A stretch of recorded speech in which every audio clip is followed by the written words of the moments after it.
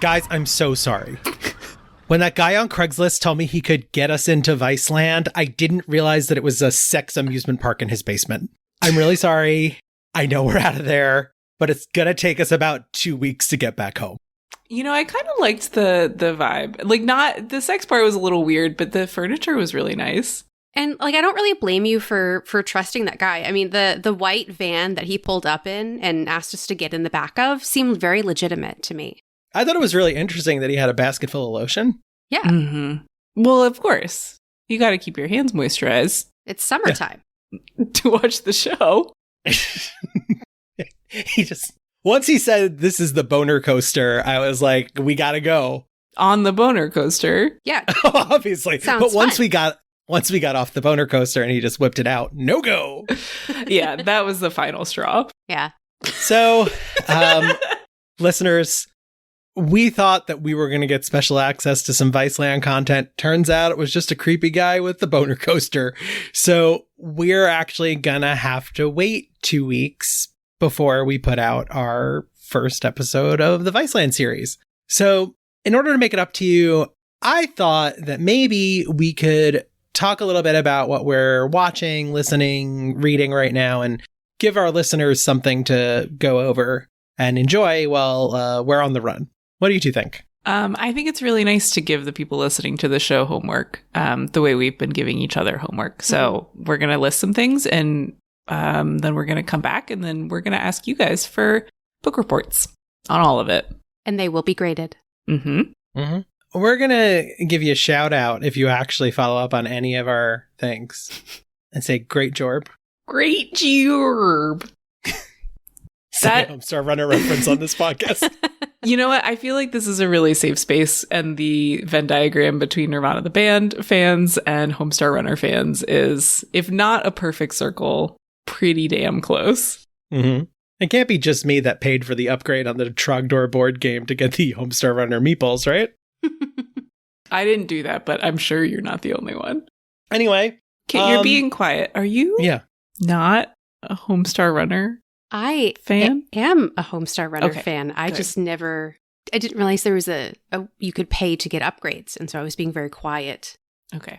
I got worried for a second. No. Oh, this was just a Kickstarter for a board game. Yeah, I was like, I don't know what this is, so I'm just keeping my mouth shut. Oh, they put out a Trogdor the Burninator board game. It's actually pretty decent. And you could pay to upgrade to wooden Homestar Runner meeples that are now used for other board games. Nice. That's not. Hey, Steve, going on the Jungle Cruise or whatever. Anyway, since Kit's been quiet, let's start with you, Kit. What's your first item today? Yeah. So glad you asked. Let me pull out my notebook and see what I wrote down about 2 hours ago, because I don't remember. Check out Detective Pikachu over here. Hell yeah. My first one, Detective Pikachu. That movie is actually pretty good. I won't lie. It is. Mm-hmm. So something I have been watching that I would recommend is The Righteous Gemstones. This completely missed me when it was first on, in that I didn't have access to HBO because that costs money. And at the time, I didn't have that, or a friend who had money, or parents who had HBO. So I've been watching that. It's really great. I love seeing the GOG every week. And I'm a huge fan. I'm a huge fan of John Goodman. He is my dad, personally. Mm-hmm. But yeah, I'm really loving Righteous Gemstones. Amazing. Solid. I haven't watched that. It's been on my list for a long time, so maybe I will take the homework. I have watched the first 2 seasons, but I really do need to finish it. We're very early on, like middle of the first season, but I'm loving it a lot so far, especially since it takes place in South Carolina, apparently. And so as someone from North Carolina, I'm recognizing some of the landmarks they're mentioning. So it's nice. When I was deep in early parenting psychosis, do you know the scene in the early episodes where they run over a guy with a van? Yes. I video edited it to make it blippy. To make the guy they run over Blippy? Or Yes. okay. Yes. That's fair.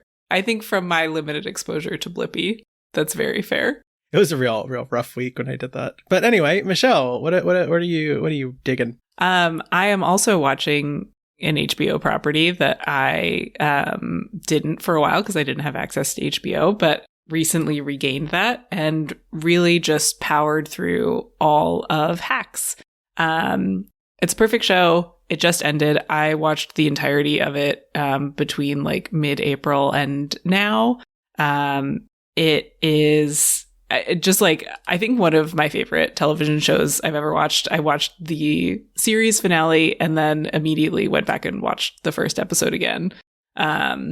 It's so good. Jean Smart is amazing. Hannah Einbinder is amazing. It's got a perfect soundtrack, like building on our conversation a couple weeks ago about needle drops. I think Hacks has some of my favorite music choices of like any television show I've ever watched.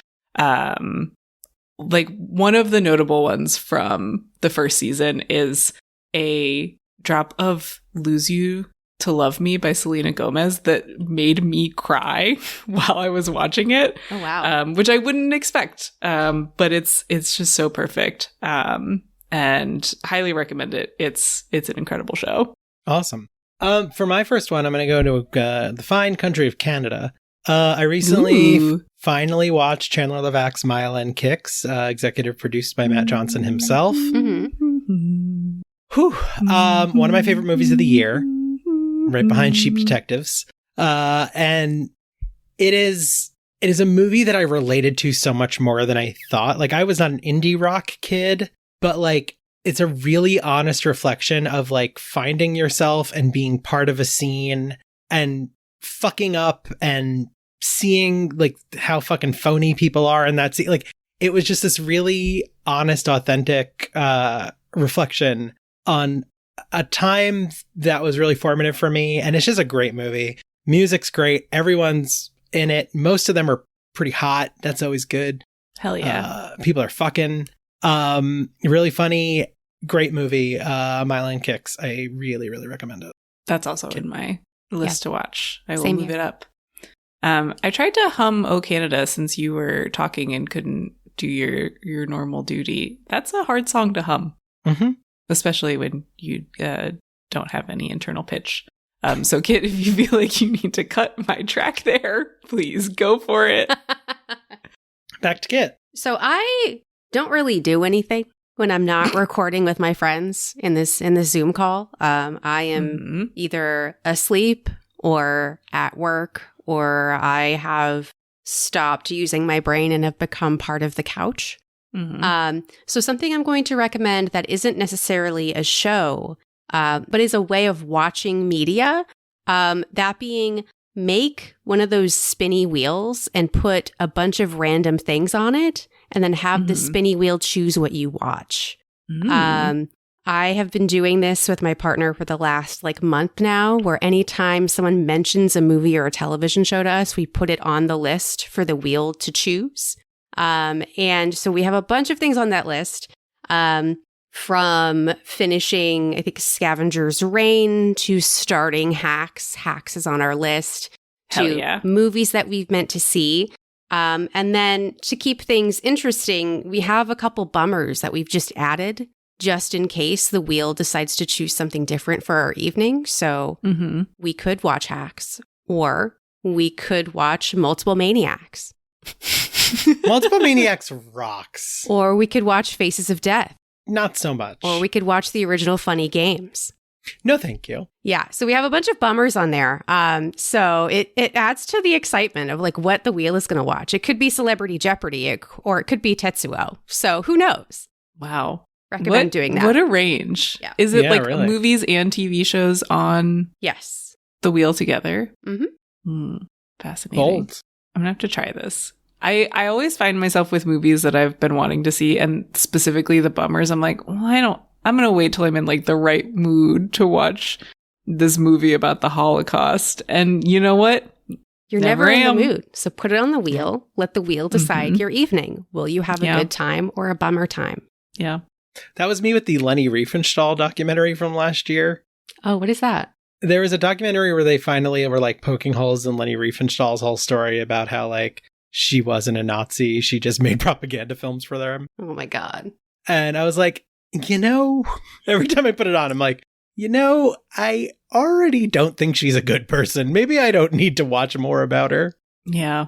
Because I'm just like, I'm never going to be like, let's watch the Nazi propaganda movie. So I feel that pain.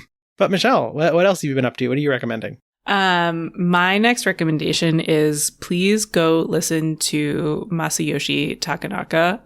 I am a new fan. I'm one of the many people enjoying the resurgence in popularity of this 73-year-old Japanese city pop guitarist.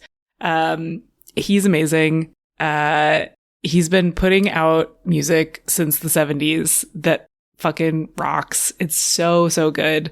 A couple months ago, I was just sort of mindlessly scrolling and saw this little animation of a bunch of goblins.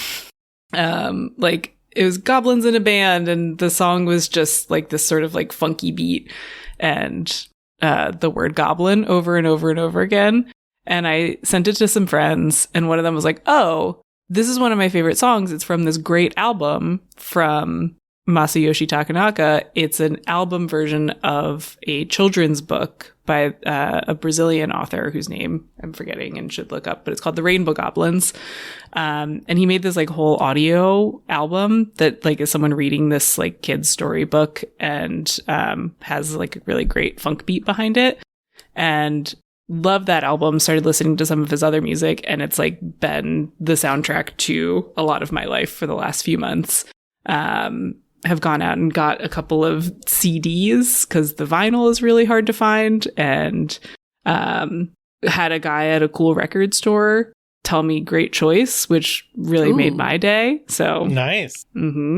But it's great. It's like the music that he makes sounds like what's in the background of like Mario Kart and Wii Sports. And he didn't work on any Nintendo stuff, but like I've read a little bit about him, and like a lot of his work inspired the music that's in those Nintendo games. And it's just like perfect, lovely, like really upbeat, poppy funk music that I love and would recommend to anybody. Yeah, when you shared that Goblin song with me, like it took over my life for at least 2 weeks. It's so catchy and fun. It's so good. He was playing in Brooklyn. He like did, I think, his first US tour ever this year. And he was playing in Brooklyn not long after I found that. And I came very close to spending an egregious amount of money to take like a last minute train and get standing room tickets. But, you know, $500 a pop felt a little too much. Mm-hmm. Yeah, that is a lot. Although he does have a cool guitar. He has a big, cool guitar that looks like a surfboard. And I would have loved to see that in person. Maybe someday. Steal it. Yeah. Steve, what's next on your list? I'm going to briefly rattle off 2 comic book series that have been really filling me with a lot of joy. Nerd. Yeah. This is my time to be the nerd on this podcast. So ever since 2022, there's been a mini series that every time I'm feeling a little down, I go and I read. And I think it's pretty kit coded. I was saying earlier, Leo Williams's Exterminators run, which from 2023, it's 5 issues. It's an X-Men book. I'm going to read you the logline. When Jubilee and Boom Boom agree to take Dazzler out for a night on the town to console her after her nasty breakup, they have no idea that they're about to be kidnapped and put into elaborate death traps for their efforts. And it's a bunch of vampires kidnap Jubilee, Dazzler, and Boom Boom. And it's super intentionally sexy. It's ultra violent. It's really funny. It is just a grand old time. It is a grindhouse movie X-Men comic. So I typically avoid superhero comics, mainly because I find the amount of issues and history behind them overwhelming, and I get scared and I just back away. I will be reading that. One, I'm a Jubilee's #1 fan, #1 defender. Fuck you. That's actually me. Wrong, bitch. That's me. Love Jubilee. 2, that they're in a saw trap and that rocks. 3, vampires. Yep. Hello. Mm-hmm. Teeny tiny spoiler. At one point, I don't know if either of you know Boom Boom, she can like shoot explosives from her body. Mm-hmm. And at one point, to distract a bunch of vampires, she takes her boobs out and makes them explode. Incredible. To kill people. It rules. That does rule. This is the first time I'm hearing of this particular X-Man, and I'm very intrigued. I think you should both check it out. Really recommend it. It's a good time. The other one is, and because, Kit, I have the same problem you do. I do read a lot of superhero comics, but I have that same too many issues thing. Mm-hmm. So the other one I'm going to recommend that I've been loving is Mark Waid's World's Finest. Mark Waid is one of my favorite comic book writers. He's been doing a series, I think it's like 8 volumes deep now. It is Batman, Superman, Dick Grayson, Robin, when Batman and Superman first met, and it's completely out of continuity. It's really funny, really fun, really sweet. It has some real emotional weight in some of them are like gonzo intergalactic things. Some of them are just super goofy. And it's everything I love about superhero comics without all of that baggage of like, well, anything that happens needs to get undone for this to happen because it's existing in its own little world. So if you've ever had any interest in superhero comics and find it overwhelming, really recommend picking up World's Finest. It's not like gritty Batman. He's like having some fun. It's a good ass time. Time travel. Who doesn't love that? Ooh. So those are my 2 quick comic book recommendations. Nice. I like when Batman has fun. He doesn't get Me to too. do that all the time. It's true. Yeah. All right, Kit, do you want to do one more? Sure. I mean, I'm actually shocked it's taken this long for this to come up. I think mainly because I was talking about a different type of monster for so long. But for those who don't know, there is one singular person who gets me up in the morning, who motivates me to be better, to work harder, to be stronger. And that is Godzilla, King of the Monsters. Of course. Love Godzilla so much. He is my comfort character. I see him and I am just happy. So if you have never watched a Godzilla movie, I am recommending you go and find one and watch it. I have so many recommendations for you based on the type of vibe that you want, because since Godzilla has been around for over 70 years, there is a movie for you. Kit, what would you recommend for somebody who is only familiar with Godzilla in the general cultural context of Godzilla and has never seen a Godzilla film? I would say probably start off with the most recent Godzilla -1. I think that is the perfect entryway right now. Yeah. And then based on that, you can kind of spread out. I will say that the original Godzilla 54 is very different from how we think of Godzilla today. It's very, very sad, very brutal. And I think even though it was made in the 50s, it still holds up very well. Like the practical effects they do is like really remarkable, I would say. So definitely check that out as well. And if you're just here for a fun time, just seeing kaiju beat each other up, girl, pick any movie released in the 60s or 70s. You're going to have a great fucking time. It's going to be just WWE with just dudes in suits. And baby, that's what I'm here for. Also, a special mention to Godzilla 98. I know this is controversial, but I love Jean Reno. Thank you for your time. Not controversial here. I think Godzilla we might all is love. pretty controversial. Well, sure. Yeah. but love of Jean Reno. Love Jean Reno. Every time I chew gum, I think about him. Do you mean Jean Reno? Jean Reno.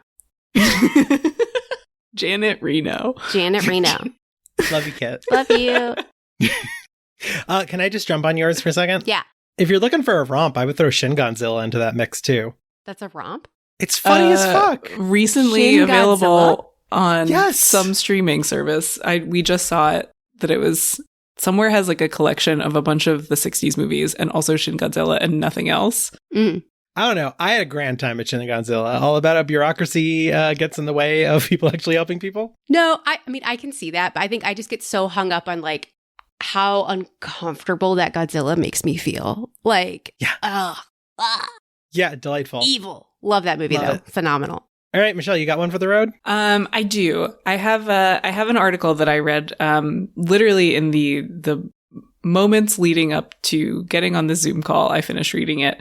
Published in The Atlantic today by one of my favorite writers in the world, Katie Weaver. Is a story called Cheap Thrills, where Katie visits a garage sale, a thrift store, and an estate sale, and explores, the different ways that we sell secondhand things in America and what they mean. Maybe that doesn't sound exciting, but Katie is one of my favorite writers. She had a big piece that got a lot of attention recently that was about her search to find the best free restaurant bread in America that I also recommend. And also one of her all-time bangers, published on Gawker in 2014, My 14-Hour Search for the End of TGI Fridays Endless Appetizers. Classic. That is an unbelievable piece. All incredible pieces. I love her writing so much.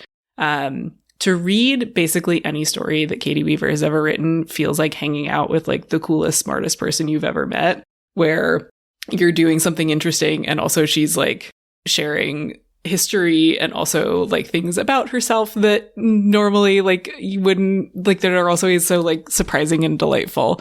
And this secondhand shopping one is no exception. I really loved it and would recommend that everyone read it. I think it's great. Awesome. And also, I'm a nosy freak who loves secondhand shopping because it's like weird little peeks into people's lives. Hell yeah. Love that about you, Michelle. Again, my stance that Michelle is secretly the biggest freak show on the podcast. True. So I'm going to end everything on a bummer. No. I just finished reading a book that I found really inspirational and also really disturbing. To Catch a Fascist, The Fight to Expose the Radical Right by Christopher Mathias. It is a deep dive into Antifa doxing campaigns, them doxing far right-wingers and how they've gone undercover to steal other information from 2017 through this year, through 2025. He interviewed a bunch of players on the ground. He really got a lot of access to information networks, how they did it, and it's really disturbing to see what some people had to go through to get this stuff done, but also incredibly inspiring to see how far people would go to help others with no benefit to themselves. In an age where I feel like we've gotten more and more towards selfishness, it was just really, really inspiring to see a bunch of people who put their lives on the line for no other reason than it's the right thing to do. Mm-hmm. So I know this is a bummer to end it on, but I really, really recommend To Catch a Fascist. It's a pretty quick read. There's some gnarly shit in there, but also pretty funny shit about guys trying to get away when they got doxxed and fumbling miserably. So yeah, it's not a beach read, but it's a great read. That doesn't sound like a bummer, though. That sounds, inspirational. They get into some hate crimes, but yeah. I can definitely read at the beach. Yeah, it's true. You can read whatever you want at the beach. It doesn't just have to you. Be horny romance books. Although you can read those at the beach. You can read them anywhere you want. You both know what I read. One of two things: superheroes or incredibly dry nonfiction. And there's nothing in between. Inside you, there are two wolves. That's basically my whole personality. Anywho, look, we got to make one stop on our way home. We're going to stop at the Gay Mets. We'll report live from Mets Pride Night. Oh, we will make a live stop at Gay Mets Night. Wow. I'm so excited. That's so to soon. Have Michelle watch me ogle Mrs. Met in person. Kit's done it more than once. Yep. I hope her bisexual cousin is at this game. She will not be. We are playing the Phillies, and the vibe is going to be terrible. Oh no! That's I the forgot one that we I don't like. Willingly signed up to go to a game with Philadelphia sports fans. Interesting. I love the city of Philadelphia very, very much, and the people who are watching and enjoying the sports teams of that city are crazy. Yes, and I think they're going to take that as a compliment. So. Mm-hmm. Shout out to you, Philadelphia sports fans. Please don't hurt us. Go Birds. Thank you. Let's Gay Mets. Let's Gay Mets. All right, everybody. We're going to hit the road. We'll see you in 2 weeks. I've now realized Viceland was a channel, and I've had the files to watch it on my computer this whole time. So, whoa. See you soon. Nothing like a good feeling. Nothing like a good feeling. Nothing like a good feeling.